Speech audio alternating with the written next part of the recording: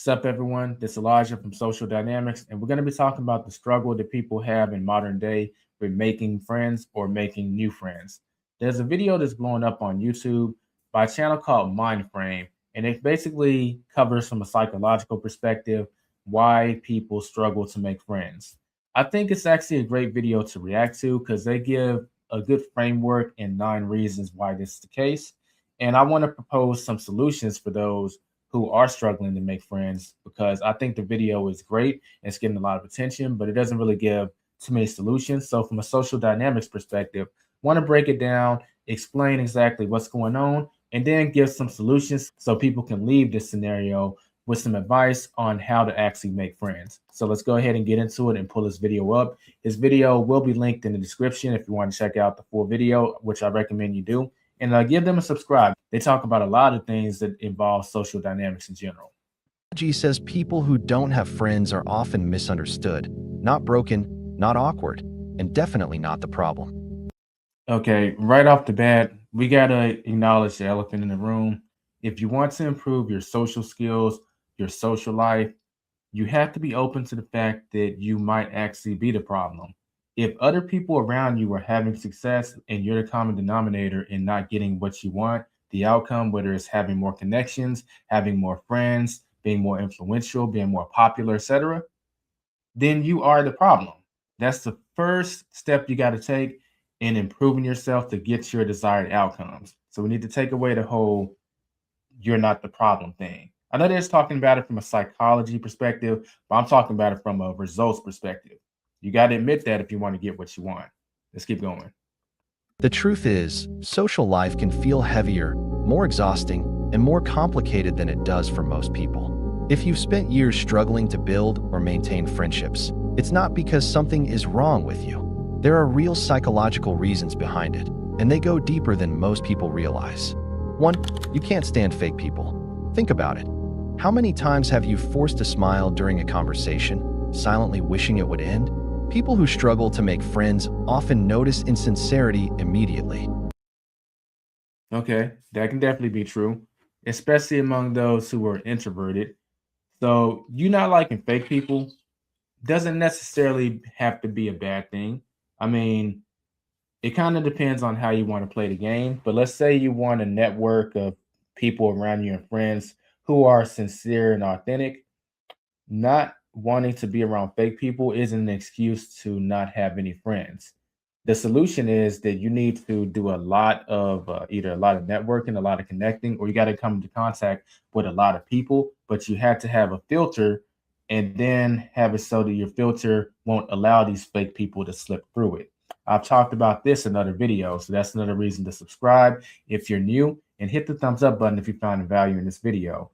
But determine what a friend is for you or someone that's just in your general network, and then people will organically kind of slide through the filter if they fit that criteria. But you got to come up with what that is first.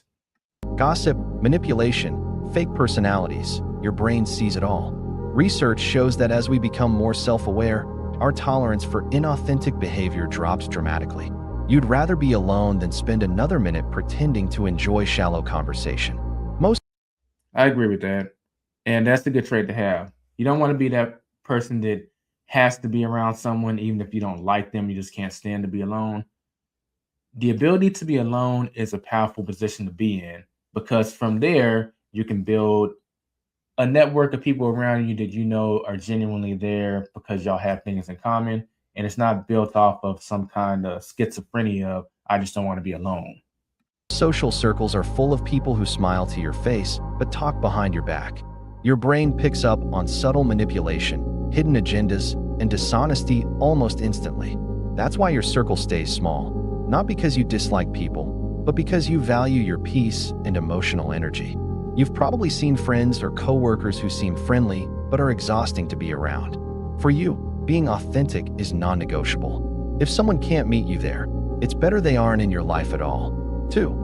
You crave real connection, not small talk. Have you ever been in a room full of people and felt completely invisible? That's because shallow conversations don't engage your mind. You want to talk about ideas, feelings, life purpose, and dreams, not what's up. Small talk feels like a waste of energy because your mind is wired to seek depth. Okay. I don't think anyone likes small talk. They definitely have a point here. What's the solution though? The video's talking about the psychology around like why you struggle to make friends. Okay, I think this is a valid reason. What's the solution? I'll talk about this in another video where I break down the grip formula. I'm not going to cover what the grip formula is because you can check the video out that's on the screen right now. But this is what I use to not only start a whole meetup group called the Veggie Outers, but I use this to build rapport with people. And this kind of gets us past the small talk phase. See, people approach you or you approach them like, hey, how's it going? So, how's the weather? Like, these are very boring things that lead to small talk that no one really cares about. We want to get past that as soon as possible, or once you're skilled, just avoid it altogether. So, the whole thing about small talk, very true. But the solution is you got to learn how to start off having an engaging conversation. And this is going to start off by you being more interested in the person than they are in you. So you got to take a non-selfish approach and really just be genuinely interested in the person you're talking to, what they've got going on, and just watch how things happen. Once again, I talk about this in building your social skills and influencing people. So check that show out or that video out if you haven't already.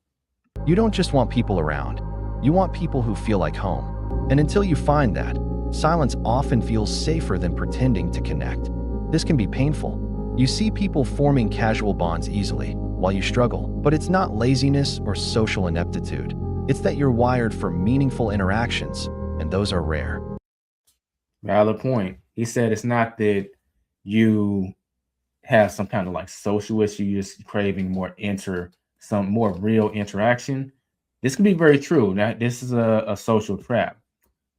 This isn't an excuse to isolate yourself. You got to learn how to push through it, develop the skills to have those engaging conversations. And once you do, then you can actually go to the places where you can meet some of these people.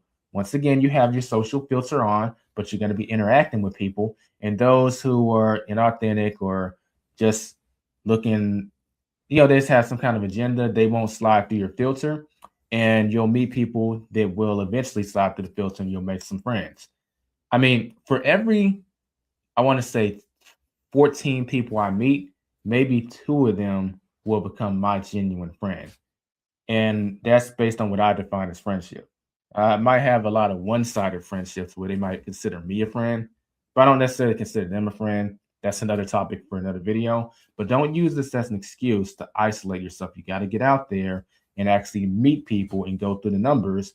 And that requires you to actually go to events, go to things that you're interested in, pick up some hobbies because you'll have in common with this will be something you'll have in common with someone that you meet at some kind of hobby event. Like you like bowling or you like axe throwing or you like skiing or you like chess. There's plenty of things to do, plenty of clubs to join. Just get out there and actually be a member of society, if you will.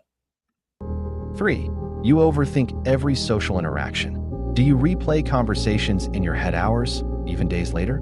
People who struggle to make friends often have highly active minds.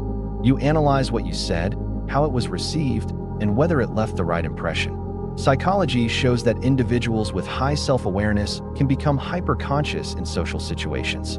Instead of relaxing, your brain is evaluating every tone, gesture, and expression. This overthinking creates pressure, making even casual conversations exhausting. Okay, I agree with this. This is a big thing for introverts. You can be very inhibited, or if you're shy, how do you grow out of this? There's no real way to just grow out of this alone. You have to just get out there and quote unquote play the field, and you'll just find it easier and easier the more you go, the more you do it. Now, once you actually have the social skills, the exhausting feeling is coming from two things. One, you're overthinking it, like he said, and two, you might just be an introvert, meaning that when you interact with a bunch of people, you're going to naturally get more tired. The introvert thing, that's just it is what it is. But let's actually deal with the first one. Part of the reason you're having an issue is because you don't have confidence in your communication skills or you're scared of rejection. Communication skills can be developed, and that's what social dynamics is for. As far as your fear of rejection, you got to realize that you're not going to be able to be friends with everyone. And that's the good news. If someone has opposite principles of you, do you really want to be their friend? If you're a big health nut and they're into smoking, they're into drinking, they're into partying, they're into doing drugs, do y'all really need to be friends? Probably not. And that's just one area. Like, what if y'all have differences in massive other areas of life? Y'all probably don't need to be friends. So just realize that not everyone is going to click with you. And that's the good news because you probably just be a burden in their life and vice versa. Once you realize that, find your tribe, find the people that y'all have something in common with, and build off of that. And then life gets easier because things will happen once you dictate the terms that you want people to come in your life on. And once you fit their terms, a friendship can happen naturally. Making even casual conversations exhausting. You're not avoiding friends. Your mind just never stops analyzing. For you assume others won't understand you. Many people who struggle to make friends have lived with the feeling of being different their whole life. Your humor, interests, or way of thinking might not match those around you. Psychologists call this social incongruence, when your personality doesn't align with your environment. Because of this, you often choose distance over risk, not because you're antisocial, but because you've rarely felt truly understood. 5. Okay, that's true. But I don't want to start repeating myself. It goes back to you gotta define what a friend is for you. But I can say that it's something that I've struggled with in the past, like in my early 20s, because in my circle, I'm actually very different. Like I'm often the only plant-based person in the room. Before I got involved in real estate and different things, I would often be the most misinformed in the room because I don't have the experience other people have in a certain financial area. Oftentimes, I might be the only person of color in the room, but I never let that stop me. But I'm not going to validate what they're talking about because what he's talking about is a feeling. You can't let that feeling stop you, though, unless you're okay with never having friends and not living life to your full potential. I want you to imagine what it would be like in 5 years if you're still struggling to make friends. That's not going to be a fun feeling. I want you to focus on that feeling because that's what's going to motivate you to do some of the stuff I'm talking about. You're independent, and that's a strength. Some people mistake independence for loneliness, but you've learned to entertain yourself, solve problems alone, and find comfort in your own mind. Psychology calls this low social dependency. You rely on internal validation rather than seeking constant approval or attention. This doesn't make you cold, it makes you strong. You'd rather wait for the right people than compromise yourself for the sake of fitting in. That's why your circle is small, not empty. 6. I don't have anything to say about that. I'm in full agreement. There's not really a solution there. It just comes down to you need to be meeting people and you'll meet people who slide through your filter. But self validation is very important. You don't want to be seeking validation from others because that's going to make you make friends with the wrong people that will be a bad influence on you in one way or another. Past rejection made you cautious. Have you been hurt before? People who struggle to make friends often carry invisible scars, being left out in childhood, betrayed by someone trusted, or surrounded by people who didn't value them. Once trust is broken, your brain becomes protective. You hesitate, withdraw, and observe before giving access to your life. You're not closed off, you're careful. Not everyone deserves a place in your world, and you've learned to set a high bar for trust. 7. Um, that, yeah, but how high does this bar really need to be? I mean, I get what they're saying, but once again, what's the solution? Instead of developing this wall of antitrust issues, develop a filter that allows people to slide through. Because putting up a wall, that's the quickest way to end up being isolated. And keep in mind that the rejection is actually part of the process of finding out what you want in a friend in the first place. Rejection probably happened because you hadn't fully defined what you want in a friend. Maybe you partially defined it, and then y'all ended up disappointing each other. Hence, rejection happens. How can you find out what you want in a friend before experiencing some friendships?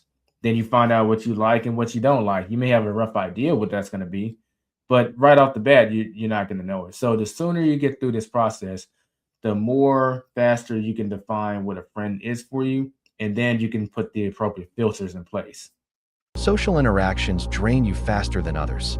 Do you feel exhausted after a conversation that seemed effortless for others? That's because your nervous system is more sensitive. Even simple social interactions require processing tone, body language, context, and emotions all at once. While extroverts gain energy from being around people, your social battery depletes faster. That's why alone time isn't just nice, it's essential. 8. Fear of judgment. Yeah, so that's basically explaining how introverts operate. Look, I'm an ambivert, but for those that say that's a cop out, I've taken a test in the